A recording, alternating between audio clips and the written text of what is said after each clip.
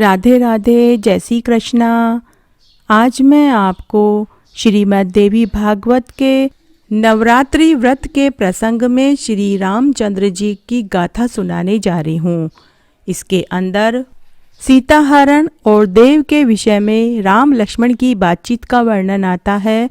साथ ही नवरात्रि के व्रतों उपदेश और श्री राम जी के द्वारा नवरात्रि व्रत करने का उल्लेख आता है। कहते हैं, जो मनुष्य भक्ति पूर्वक देवी के इस उत्तम चरित्र का श्रवण नवरात्रि में करता है, उसे प्रचुर भोग भोगने के पश्चात परम पद की प्राप्ति होती है। इस प्रसंग को सुनने वाले मनुष्य के ऊपर जगदम्बिका के साथ साथ श्री राम भगवान का आशीर्वाद बना रहता है। तो आइए नवरात्रि के उपलक्ष्य में हम इस गाथा को सुनते हैं और अपना जीवन सफल बनाते हैं। आइए इस शुभ कामना के साथ अब हम श्रीमद् देवी भागवत का यह चरित्र सुनते हैं, जिसमें श्री राम भगवान के द्वारा नवरात्रि व्रत का उल्लेख आता है। भगवान राम ने देवी का सुखदायी नवरात्रि व्रत क्यों किया था, उनका राज्य अधिकार छिन जाने में क्या कारण था तथा सीता जी का हरण हो जाने पर उनको प्राप्त करने के लिए उन्होंने क्या किया। व्यास जी कहते हैं, प्राचीन समय की बात है। श्रीमान राजा दशरथ अयोध्या में राज्य करते थे। सूर्यवंशी राजाओं में उनकी बड़ी प्रतिष्ठा थी। उनके यहाँ देवता और ब्राह्मण सदा आदर पाते थे। उनके 4 पुत्र हुए। राम, लक्ष्मण, भरत और शत्रुघ्न के नाम से जगत में प्रसिद्ध हुए। राजा को प्रसन्न रखने वाले वे बालक रूप और गुणों में समान थे। राम की माता कौशल्या जी थी और कैकेयी से भरत का जन्म हुआ और सुमित्रा से लक्ष्मण और शत्रुघ्न का। ये 2 सुंदर बालक एक साथ उत्पन्न हुए थे। ये बाल अवस्था में ही धनुष और बाण लेकर खेला करते थे। तदनंतर इनका संस्कार किया गया। इनके कारण राजा के सुख की वृद्धि हो रही थी। इतने में विश्वामित्र जी आए और यज्ञ की रक्षा करने के लिए कुमार श्री राम को उन्होंने महाराज दशरथ से मांगा। तब भगवान श्री राम की अवस्था 16 वर्ष की थी। राजा ने लक्ष्मण सहित श्री राम को मुनि के साथ जाने की आज्ञा दे दी। प्रियदर्शन राम और लक्ष्मण मुनि के साथ चले गए। उन्होंने रास्ते में ही भयंकर रूप वाली ताड़का नामक राक्षसी को मार डाला। वह राक्षसी मुनियों को सदा सताया करती थी। भगवान राम के एक ही बाण से उसका काम तमाम हो गया। यज्ञ की रखवाली करते समय श्री राम ने पापी सुबाहु के प्राण हर लिए। मारीच को भी मृत प्राय करके बाण के सहारे दूर फेंक दिया। इस प्रकार मुनि यज्ञ की रक्षा के इस गुरुतर कार्य को उन्होंने सहज ही संपन्न कर दिया। श्री राम, लक्ष्मण और विश्वामित्र ये सभी मिथिला के लिए प्रस्थान करने लगे। मार्ग में इन्होंने अहिल्या का शाप से उद्धार किया। भगवान श्री राम की कृपा से वह परम पावन बन गई और श्री राम और लक्ष्मण विश्वामित्र जी के साथ जनकपुर में पहुंच गए। वहां भगवान शंकर के धनुष को, जिसे तोड़ने के लिए जनक ने प्रतिज्ञा की थी, तोड़ दिया। तदनंतर लक्ष्मी जी की अंश जानकी जी का भगवान श्री राम के साथ विवाह हो गया। महाराज जनक की एक दूसरी पुत्री उर्मिला थी। उसे उन्होंने लक्ष्मण जी को सौंप दिया। उत्तम लक्षणों से संपन्न सुशील भरत एवं शत्रुघ्न ये दोनों भाई कुशध्वज की कन्याओं के स्वामी बने। राजन, इस प्रकार इन 4 भाइयों का विवाह संस्कार उत्तम विधि के साथ जनकपुर में संपन्न हो गया। महाराज दशरथ ने देखा, मेरा पुत्र राम राज्य संभालने के योग्य हो गया है। अतः उनके मन में भगवान राम पर राज्य का भार डालने की इच्छा हुई। तैयारियां होने लगी। उन्हें देखकर कैकेयी ने महाराज दशरथ से अपने पहले के 2 वर मांग लिए। उसने अपने पतिदेव महाराज दशरथ को वश में कर लिया। उसने 1 वर्ष से तो अपने पुत्र महाभाग भरत को राजा बना लिया और दूसरे वर में भगवान श्री राम को 14 वर्ष के लिए वन भेज दिया। तदनंतर कैकेयी के कथनानुसार सीता और लक्ष्मण के सहित भगवान राम दंडकारण्य में पधार गए। वहां पर बहुत से राक्षस रहते थे। अमेयात्मा महाराज दशरथ को पुत्र के विरह से अपार दुख हुआ। पूर्व शाप की बात उन्हें याद थी, अतः उन्होंने अपने प्राण त्याग दिए। भरत जी ने देखा पिताजी स्वर्ग सिधार गए, उनकी मृत्यु में माता कारण हुई है, अतः भाई श्री राम का प्रेम भाजन बनने की इच्छा से उन्होंने राज्य करना अस्वीकार कर दिया। भगवान राम पंचवटी में निवास कर रहे थे। वहां रावण की छोटी बहन शूर्पणखा आई और कामदेव उसे सता रहा था। उन्होंने उसे विरूप बना दिया। नाक कान कटी हुई उस राक्षसी शूर्पणखा को देखकर खरदूषण आदि दैत्यों ने अमित तेजस्वी भगवान राम के साथ घोर संग्राम किया। वे खर प्रभुति राक्षस असीम बलशाली थे, फिर भी मुनियों के हित की इच्छा रखने वाले सत्य पराक्रमी श्री राम के हाथ उन्हें प्राणों से हाथ धोना पड़ा। शूर्पणखा बड़ी दुष्टा थी। वह लंका आई और राम के द्वारा खरदूषण के मारे जाने का समाचार उसने रावण के पास पहुंचा दिया। रावण बड़ा नीच था।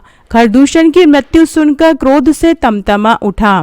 तुरंत रथ पर बैठा और मारीच के स्थान पर पहुंच गया। मारीच बड़ा मायावी था। सीता को लुभाने के लिए सोने का मृग बनकर जाने के लिए रावण ने उसे आज्ञा दी। वह मायावी राक्षस तुरंत सुवर्ण में मृग बनकर सीता के सामने पहुंच गया। उसके सभी अंग अत्यंत अद्भुत जान पड़ते थे।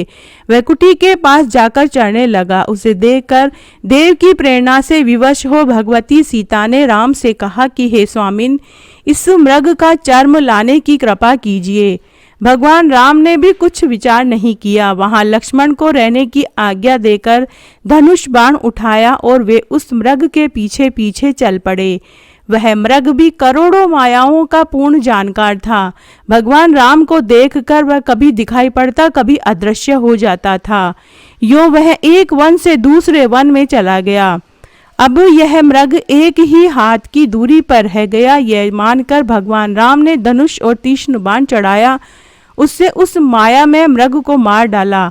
मरते समय मायावी नीच मृग अत्यंत दुख के साथ बलपूर्वक बड़े जोर से चिल्लाया, हाँ लक्ष्मण, अब मैं मारा गया।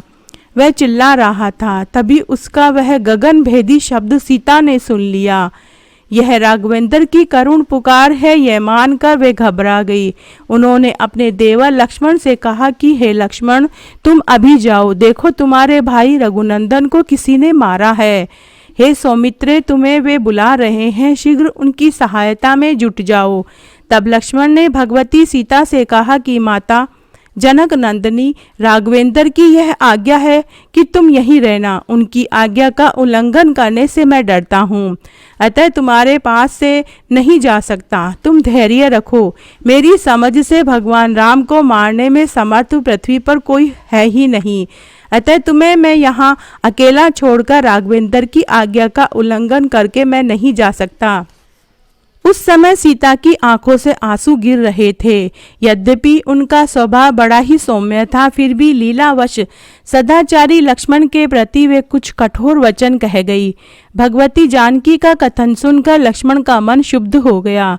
कुछ समय तक वे चुप रहे। फिर जनक नंदिनी जानकी से कहा कि हे क्षितिजे, आपने मेरे प्रति कितने कठोर वचन कह डाले। इतने अहितकर बात आपके मुख से क्यों निकल रही है? इसका अंतिम परिणाम मेरी समझ में आ गया है। इस प्रकार कहने के पश्चात वीरवर लक्ष्मण सीता को वहीं छोड़कर अपने बड़े भाई श्री राम को खोजते हुए चल पड़े। उस समय लक्ष्मण की आंखों से आंसुओं की सहस्त्र धारा बह रही थी। वे बड़े दुखी थे। उनके जाते ही उस आश्रम में रावण का प्रवेश हो गया। रावण ने माया से अपना भिक्षुक का भेष बना लिया। जानकी जी ने उस दुरात्मा रावण को सन्यासी समझकर आदर पूर्वक अर्घ्य और फल निवेदन करने के उपरांत उसके सामने भोजन सामग्री उपस्थित की। तब उस नीच रावण ने नम्रता के साथ बड़े मधुर स्वर में सीता जी से पूछा, कमल के समान सुंदर नेत्र वाली तुम अकेली इस वन में कौन हो? हे वामेरु, तुम किसकी पुत्री हो? कौन तुम्हारा भाई है और किससे तुम्हारा विवाह हुआ है? हे सुंदरी, तुम क्यों एक गंवारिन स्त्री की भांति बिना किसी को साथ लिए यहाँ ठहरी हुई हो? हे प्रिय, तुम देव कन्या के समान श्रेष्ठ प्रतिभा वाली हो। तुम्हें तो किसी ऊंचे महलों में रहना चाहिए। मुनि पत्नी की भांति इस निर्जन वन में तुम्हारे रहने का क्या कारण है? रावण के कथन को सुनकर जनक कुमारी जानकी उत्तर देने लगी। देववश उस समय भी उनको मंदोदरी पति रावण दिव्य यति ही जान पड़ा। सीता ने कहा कि एक समृद्धशाली राजा है, उसका नाम महाराज दशरथ है। उनके 4 लड़के हैं। उनमें सबसे बड़े लड़के जिनका नाम राम है वे प्रसिद्ध हैं, मेरे पतिदेव हैं। राजा ने मेरे स्वामी को 14 वर्ष के लिए वनवास दिया है। इसमें कैकेयी निमित्त हुई थी, अतः लक्ष्मण के साथ वे यहाँ निवास करते हैं। मैं जनक की पुत्री हूँ, मुझे लोग जानकी कहते हैं। भगवान शंकर का धनुष तोड़कर श्री राम ने मुझे अपनी पत्नी बनाया है। उन्हीं के बाहुबल से सुरक्षित मैं इस निर्जन वन में रहती हूँ। स्वर्ण में मृग को देखकर उसे मारने के लिए अभी मेरे पतिदेव गए हैं। फिर भाई की पुकार सुनकर लक्ष्मण का भी इसी क्षण उधर जाना हो गया है। उन राम और लक्ष्मण की भुजा के प्रताप से ही मैं यहाँ निर्भय रहती हूँ। मेरे वनवासी जीवन व्यतीत करने का यही सारा वृतांत है। मेरे पतिदेव और देवर दोनों महानुभाव अभी आते ही होंगे। वे आकर आपका विधि पूर्वक पूजन करेंगे। हे सन्यासी भगवान विष्णु के स्वरूप होते हैं, अतः आप मेरी पूजा के पात्र बन चुके हैं। किंतु इस भयंकर वन में बहुत से राक्षस रहते हैं। यहीं पर यह आश्रम बना है। इसी से मैं आपसे पूछती हूँ कि आप मेरे सामने सच्ची बात बताने की कृपा करें। आप सन्यासी के वेश में इस जंगल में कौन हैं? रावण ने कहा, मैं लंका का समृद्धिशाली राजा रावण हूँ। मेरी स्त्री का नाम मंदोदरी है। हे सुंदरी, तुम्हें पाने के लिए ही मैंने यह रूप बनाया है। हे वरारोहे, अभी बहन शूर्पणखा के प्रेरणा करने पर मैं यहाँ आया हूँ। खर और दूषण दोनों भाई जन स्थान में मारे गए, यह समाचार मुझे मिल गया था। अतः अब तुम उस मानव पति को छोड़कर मुझ नरेश को अपना स्वामी बनाओ। राम राज्य से च्युत हो गया है, उनके मुख पर सदा उदासी छाई रहती है। शक्तिहीन होकर वह वन में रहता है। हे सुंदरी, तुम मेरी पटरानी बनो। मंदोदरी तुमसे नीचे होकर रहेगी। मैं तुम्हारा दास हूँ, तुम मेरी स्वामिनी बनने की कृपा करो। संपूर्ण लोक पालों पर मुझे विजय मिल चुकी है, फिर भी मेरा मस्तक तुम्हारे चरणों को चूम रहा है। हे जानकी, अब तुम मेरा हाथ पकड़कर मुझे सनात बनाने की कृपा करो। हे अबले, तुम्हारे लिए पहले भी मैंने तुम्हारे पिता से याचना की थी। उस समय जनक ने यूं कहा कि मैंने धनुष तोड़ने की शर्त रखी है। भगवान शंकर का धनुष मेरे हाथ टूट जाएगा, इस भय से मैं स्वयंवर में गया ही नहीं। परंतु तभी से मेरा विरहातुर मन तुम में आसक्त होकर बार बार गोते खा रहा है। तुम इस वन में रहती हो, यह सुनकर मैं यहाँ आया हूँ। अब तुम मेरे परिश्रम को सफल बनाने की कृपा करो। रावण के ये कुत्सित वचन सुनकर माता जानकी भय से व्याकुल हो उठी। उनका सारा शरीर कांपने लगा। फिर मन को स्थिर करके उन्होंने कहा, पुलस्तस्य कुमार रावण, तू काम के चंगुल में फंसकर क्यों इस प्रकार की घृणित बातें कह रहे हो? अरे, मैं हाट की वेश्या नहीं हूँ। महाराज जनक के कुल में मेरा जन्म हुआ है। हे रावण, तू लंका चला जा। भगवान राम तुझे अवश्य मारेंगे। मेरे लिए ही तेरी मृत्यु होगी, यह बिल्कुल निश्चित बात है। इस प्रकार कहकर भगवती जानकी पर्णशाला में जहाँ अग्नि स्थापन किया हुआ था चली गई। उस समय जगत को रुलाने वाले रावण के प्रति दूर हो ये आवाज उनके मुख से निकल रही थी। तत्पश्चात रावण असली रूप में आकर पर्णशाला के पास पहुंच गया और उसने जबरदस्ती सीता को पकड़ लिया।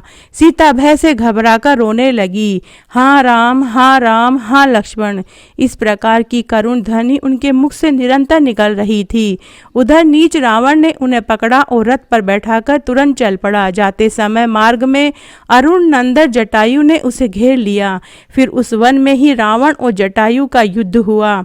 हे तात, रावण के हाथों जटायु की सत्ता शिथिल हो गई। तब वह राक्षस सीता को लेकर लंका चला गया। बेचारी सीता कुररी की पक्षी की भांति विलाप कर रही थी। दुष्ट रावण ने अशोक वाटिका में सीता के रहने की व्यवस्था कर दी। उनके पास राक्षसियों का पहरा लगा दिया। साम दाम दंड भेद सभी नीतियां बरतने पर भी रावण सीता को अपने सदाचार से न डिगा सका। उधर भगवान राम भी सुवर्ण में मृग को तुरंत मारकर उसे ले आश्रम की ओर बढ़े। उनकी आंखें सामने आते हुए लक्ष्मण पर पड़ी। तुरंत भगवान राम ने कहा, अरे भैया, तुमने यह विषम कार्य क्यों कर डाला? प्रेयसी सीता को असहाय छोड़कर तुम्हारे यहाँ आने का क्या कारण है? क्या तुम इस नीच की पुकार सुनकर चले आए? उस समय सीता के वचन रूपी बाण से लक्ष्मण अत्यंत दुखी थे। उन्होंने भगवान राम से कहा, हे प्रभु, समय बलवान है, उसी की प्रेरणा से मैं यहाँ आया हूँ, यही निश्चित बात है। फिर श्री राम और लक्ष्मण दोनों पर्णशाला में गए। उन्होंने वहाँ की स्थिति देखी। अब उनके दुख की सीमा न रही। फिर तो जानकी को खोजने में दोनों भाई तत्पर हो गए। खोजते हुए वे एक स्थान पर पहुंचे जहां पक्षीराज जटायु गिरे पड़े थे। पृथ्वी ने पक्षीराज को गोद में उठा लिया। अभी शरीर में प्राण थे। जटायु ने कहा, थोड़ी देर की बात है, रावण द्वारा जनक नंदिनी जानकी हरी गई है। मैंने उस नीच राक्षस को रोक लिया था, परंतु अंत में मेरी शक्ति सफल न हो सकी, जिससे मेरी हार हो गई। इस प्रकार कहने के पश्चात जटायु के शरीर से प्राण निकल गए। भगवान के स्पर्श से उसका शरीर पवित्र हो चुका था। राम और लक्ष्मण ने अपने हाथों से पक्षीराज के पारलौकिक क्रिया संपन्न की। तदनंतर वे वहां से आगे बढ़े। फिर उन्होंने कबंध को मारकर उसका शाप से उद्धार किया। कबंध के प्रस्ताव पर ही सुग्रीव से राघवेंद्र की मित्रता हुई। वीरवर वाली भगवान के हाथ स्वर्ग सिधार गया। कार्य साधन कराने की आशा से श्री राम ने किष्किंधा का वह उत्तम राज्य सुग्रीव को सौंप दिया। वहीं लक्ष्मण सहित भगवान राम बहुत समय तक ठहरे रहे। रावण द्वारा हरी गई प्रेयसी सीता के विषय में उनका चित्त सदा चिंतित रहता था। एक समय की बात है, सीता के विरह से अत्यंत व्याकुल हो भगवान राम ने लक्ष्मण से कहा, हे सौमित्रे, जानकी का कुछ भी पता न चला। उसके बिना मेरी मृत्यु बिल्कुल निश्चित है। जानकी के बिना अयोध्या में मैं पैर ही नहीं रखूंगा। राज्य हाथ से चला गया। वनवासी जीवन व्यतीत करना पड़ा। पिताजी सुरधाम सिधार गए। स्त्री हरी गई। पता नहीं देव आगे और क्या क्या करेंगे। मनु के उत्तम वंश में हमारा जन्म हुआ है। राजकुमार होने की सुविधा हमें निश्चित सुलभ थी, फिर भी वन में हम असीम दुख भोग रहे हैं। हे सौमित्रे, तुम भी राजसी भोग का परित्याग करके दुर्देव की प्रेरणा से मेरे साथ निकल पड़े हो। लो, अब यह कठिन कष्ट भोगो। हे लक्ष्मण, विदय कुमारी सीता बचपन के स्वभाववश हमारे साथ चल पड़ी। दुरात्मा देव ने उस सुंदरी को भी ऐसे गुरुतर दुख देने वाली दशा में ला पटका। रावण के घर में वह सुंदरी सीता कैसा दुखदायी समय व्यतीत कर रही होगी। उस साध्वी के सभी आचार बड़े पवित्र हैं। मुझ पर वह अपार प्रेम रखती है। हे लक्ष्मण, सीता रावण के वश में कभी भी नहीं हो सकती। भला जानकी के घर उत्पन्न हुई वह सुंदरी दुराचारिणी स्त्री की भांति कैसे रह सकती है? भरतानुज, यदि रावण का घोर नियंत्रण हुआ तो जानकी अपने प्राणों को त्याग देगी, किंतु उसके अधीन नहीं होगी। यह बिल्कुल निश्चित बात है। हे वीर लक्ष्मण, कदाचित जानकी का जीवन समाप्त हो गया तो मेरे भी प्राण शरीर से निकल जाएंगे, यह ध्रुव सत्य है।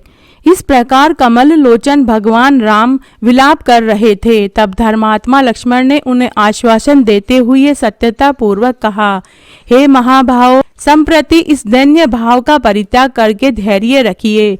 मैं उस नीच राक्षस रावण को मारकर माता जानकी को ले आऊंगा। जो विपत्ति और संपत्ति दोनों स्थितियों में धैर्य धारण करके एक समान रहते हैं, वे ही बुद्धिमान होते हैं। कष्ट और वैभव प्राप्त होने पर उसमें रचे पचे रहना ये मंद बुद्धि मानवों का काम है। संयोग और वियोग तो होते ही रहते हैं, इसमें शोक क्यों करना चाहिए। जैसे प्रतिकूल समय प्राप्त होने पर राज्य से वंचित होकर वनवास हुआ है, सीता हरी गई है, वैसे ही अनुकूल समय आने पर संयोग भी हो जाएगा। हे भगवान, इसमें कुछ भी अन्यथा विचार करने की आवश्यकता नहीं है। अतः आप शोक का परित्याग कर दीजिए। बहुत से वानर हैं, श्री जानकी को खोजने के लिए वे चारों दिशाओं में जाएंगे। उनके प्रयास से माता सीता अवश्य आ जाएगी, क्योंकि रास्ते के विषय में जानकारी प्राप्त हो जाने पर मैं वहां जाऊंगा और पूरी शक्ति लगाकर उस नीच रावण को मारने के पश्चात जानकी को लेकर आऊंगा। अतः भैया भरत जी को बुलाकर हम तीनों एक साथ हो शत्रु रावण को मार डालेंगे, अतः आप शोक मत कीजिए। हे राघव, प्राचीन समय की बात है, महाराज रघु एक ही रथ पर बैठे थे और उन्होंने संपूर्ण दिशाओं पर विजय प्राप्त कर ली थी। उन्हीं के कुलदीपक आप हैं, अतः आपका शोक करना किसी भी प्रकार से शोभा नहीं देता है। मैं अकेले ही अखिल देवताओं और दानवों को जीतने की शक्ति रखता हूँ, फिर मेरे सहायक भी हैं। अब कुलाधम रावण को मारने में क्या संदेह है, मैं जनक जी को भी सहायक रूप में बुला लूंगा। हे रघुनंदन, मेरे इस प्रयास से देवताओं का कंटक दुराचारी व रावण अवश्य ही प्राणों से हाथ धो बैठेगा। हे राघव, सुख के बाद दुख और दुख के बाद सुख चक्के की भांति निरंतर आते ही रहते हैं, सदा कोई एक स्थिति नहीं रहती। जिसका अत्यंत दुर्बल मन सुख दुख की परिस्थिति में तदनुकूल हो जाता है, वह शोक के अथाह समुद्र में डूबा रहता है, उसे कभी भी सुख नहीं मिल सकता। आप तो इससे परे हैं। इंद्र को भी दुख भोगना पड़ा था। संपूर्ण देवताओं ने मिलकर उनके स्थान पर नहुष की नियुक्ति कर दी थी। वे अपने पद से वंचित होकर डरे हुए कमल के कोष में बैठे रहे थे। बहुत वर्षों तक उनका अज्ञातवास चलता रहा, पर समय बदलते ही इंद्र को फिर अपना स्थान प्राप्त हो गया। मुनि के शाप से नहुष की आकृति अजगर के समान हो गई, उसे धरातल पर गिर जाना पड़ा। जब उस नरेश के मन में इंद्राणी को पाने की प्रबल इच्छा जाग उठी और वह ब्राह्मणों का अपमान करने लगा, तब अगस्त्य जी कुपित हो गए। इसके परिणाम स्वरूप नहुष को सर्प योनि मिली। अतएव राघव, दुख की घड़ी सामने आने पर शोक करना समीचीन नहीं है। विज्ञ पुरुष को चाहिए इस स्थिति में मन को उद्यमशील बनाकर सावधान रहे। हे महाभाग, आपसे कोई बात छिपी नहीं है। हे जगत प्रभु, आप सब कुछ करने में समर्थ हैं, फिर साधारण मनुष्य की भांति मन में क्यों इतना गुरुतर शोक कर रहे हैं। लक्ष्मण के वचन सुनकर भगवान राम का विवेक विकसित हो गया। अब वे अत्यंत शोक से रहित होकर निश्चिंत हो गए। इस प्रकार भगवान राम और लक्ष्मण परस्पर विचार करके मौन बैठे थे। इतने में ही महाभाग नारद ऋषि आकाश से उतर आए। उस समय उनके स्वर और ग्राम में विभूषित विशाल वीणा बज रही थी। वे रथंतर शाम को उच्च स्वर में गा रहे थे। मुनि जी भगवान राम के पास पहुंच गए। उन्हें आया देखकर अमित तेजस्वी श्री राम उठ खड़े हुए। उन्होंने मुनि को श्रेष्ठ पवित्र आसन पर बैठाया, पाद्य और अर्घ्य की व्यवस्था की। भली भांति पूजा करने के बाद हाथ जोड़कर खड़े हो गए। फिर मुनि के आज्ञा देने पर उनके पास ही भगवान राम भी बैठ गए। उस समय छोटे भाई लक्ष्मण भी उनके पास थे। उन्हें मानसिक कष्ट तो था ही। मुनि व नारद जी ने प्रीति पूर्वक उनसे कुशल क्षेम पूछी, साथ ही कहा कि हे राघव, तुम साधारण जनों की भांति क्यों इतना दुख कर रहे हो। दुरात्मा रावण ने सीता को हर लिया है, यह बात तो मुझे ज्ञात है। मैं देवलोक में गया था, वहीं मुझे यह समाचार मिला। अपने मस्तक पर मंडराई हुई मृत्यु को न जानने से ही मोहवश उसकी इस कुकार्य में प्रवृत्ति हुई है। रावण का निधन ही तुम्हारे अवतार का प्रयोजन है, इसलिए सीता का हरण हुआ है।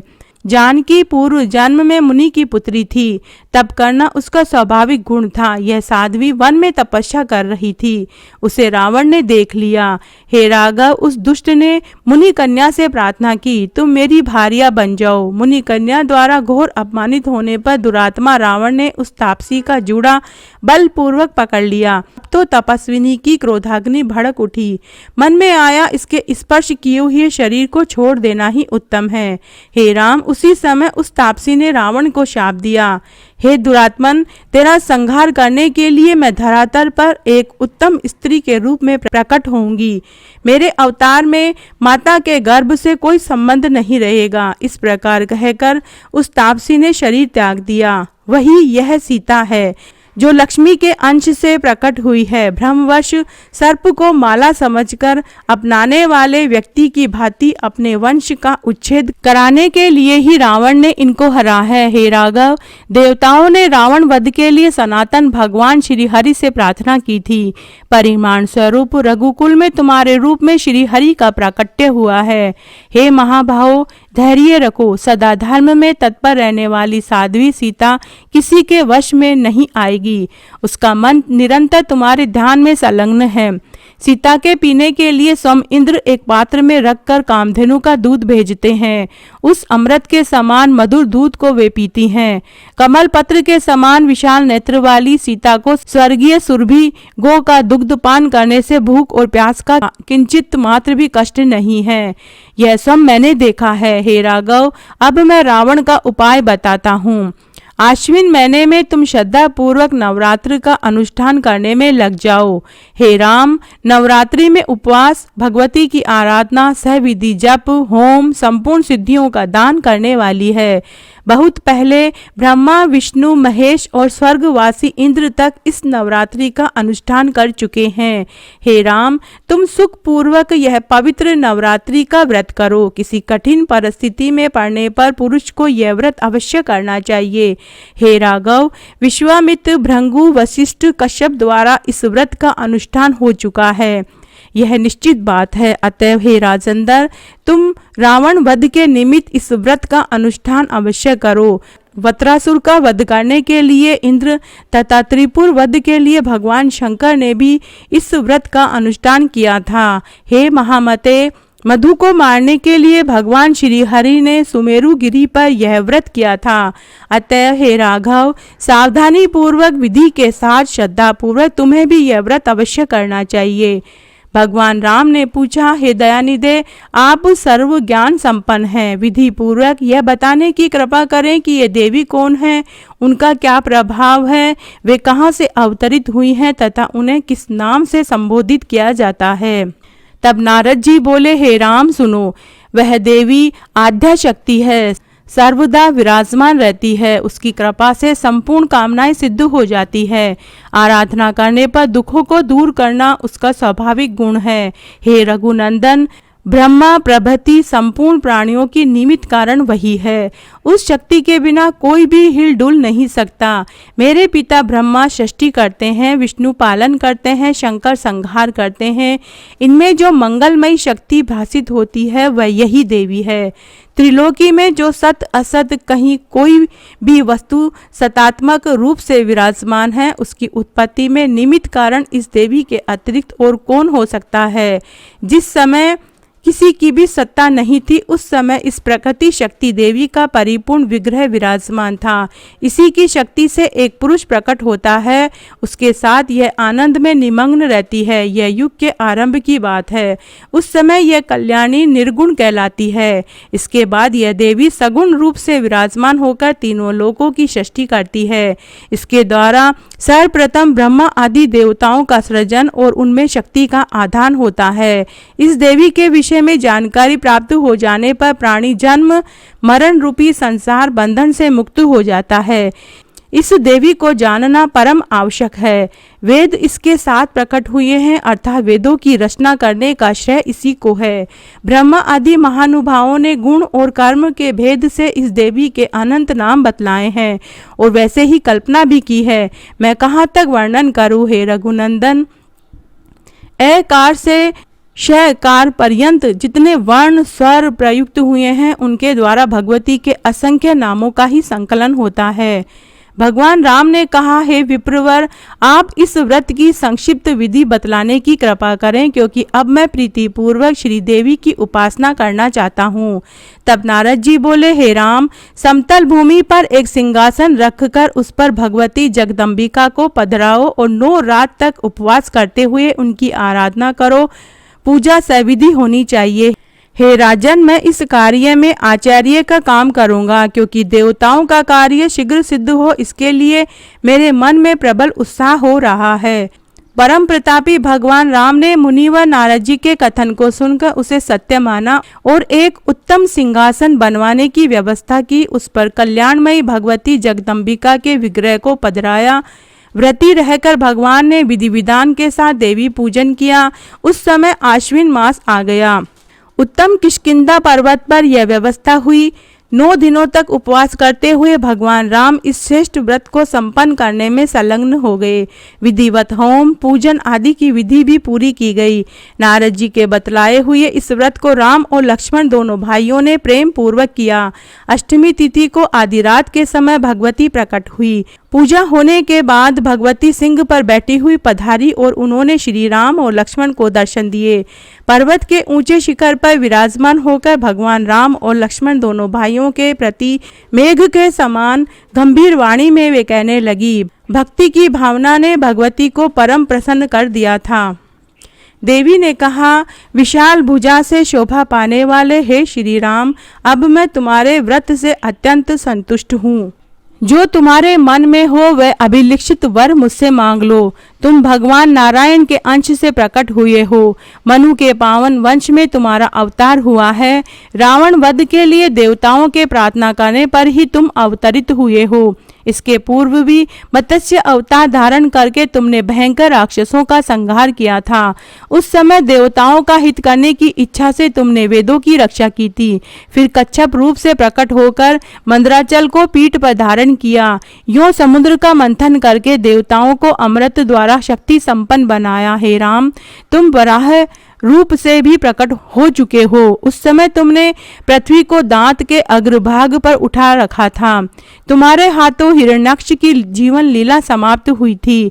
नरसिंह रूप धारण करके तुम हिरण्यकशिपु को मार चुके हो। रघुकुल में प्रकट होने वाले हे श्री राम, तुमने नरसिंह अवतार में प्रहलाद की रक्षा की, हिरण्यकशिपु को मारा। प्राचीन समय में वामन का विग्रह धरकर तुमने बलि को छला। उस समय देवताओं का कार्य साधन करने वाले तुम इंद्र के छोटे भाई होकर विराजमान हुए थे। भगवान विष्णु के अंश से संपन्न होकर जमदग्नि के पुत्र होने का अवसर तुम्हें प्राप्त हुआ। उस अवतार में क्षत्रियों को मारकर तुमने पृथ्वी ब्राह्मणों को दान कर दी थी। हे रघुनंदन, उसी प्रकार इस समय तुम राजा दशरथ के यहाँ पुत्र रूप से प्रकट हुए हो।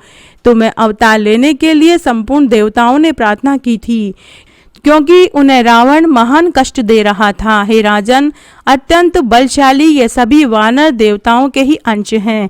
ये तुम्हारे सहायक होंगे। इन सब में मेरी शक्ति निहित है। हे अनद, तुम्हारा यह छोटा भाई लक्ष्मण शेष नाग का अवतार है। रावण के पुत्र मेघनाथ को यह अवश्य मार डालेगा। इस विषय में तुम्हें कुछ भी संदेह नहीं करना चाहिए। अब तुम्हारा परम कर्तव्य है, वसंत ऋतु के नवरात्रों में असीम श्रद्धा के साथ उपासना में तत्पर हो जाओ। तदनंतर पापी रावण को मारकर सुखपूर्वक राज्य भोगो। 11,000 वर्षों तक धरातल पर तुम्हारा राज्य स्थिर रहेगा। हे राघवेंद्र, राज्य भोगने के पश्चात पुनः तुम अपने परम धाम को चले जाओगे। इस प्रकार कहकर भगवती अंतर्ध्यान हो गई। भगवान राम के मन में प्रसन्नता की सीमा न रही। नवरात्र व्रत समाप्त करके दशमी के दिन भगवान राम ने यात्रा आरंभ कर दी। प्रस्थान के पूर्व विजयादशमी की पूजा का कार्य संपन्न किया। जानकी वल्लभ भगवान श्री राम की कीर्ति जगत प्रसिद्ध है। वे पूर्ण काम हैं। प्रकट होकर परम शक्ति की प्रेरणा करने पर सुग्रीव के साथ श्री राम समुद्र के तट पर गए। साथ में लक्ष्मण जी भी थे। फिर समुद्र में पुल बांधने की व्यवस्था करके देव शत्रु रावण का वध किया। जो मनुष्य भक्ति पूर्वक देवी के इस उत्तम चरित्र को नवरात्रि में श्रवण करता है, उसे प्रचुर भोग भोगने के पश्चात परम पद की प्राप्ति होती है। तो इस तरह आज मैंने आपको श्रीमद् देवी भागवत के अंदर श्री राम चरित्र की गाथा सुनाई। नवरात्रि में इस गाथा को सुनने से मनुष्य को परम धाम की प्राप्ति होती है, स्वर्ग मिलता है। तो आज मैंने आपको ये गाथा सुनाई। आशा करती हूँ ये आपको जरूर पसंद आएगी। अगर आपको श्री राम चरित्र की ये गाथा अच्छी लगे तो कमेंट बॉक्स में अपनी राय जरूर देवें। धन्यवाद।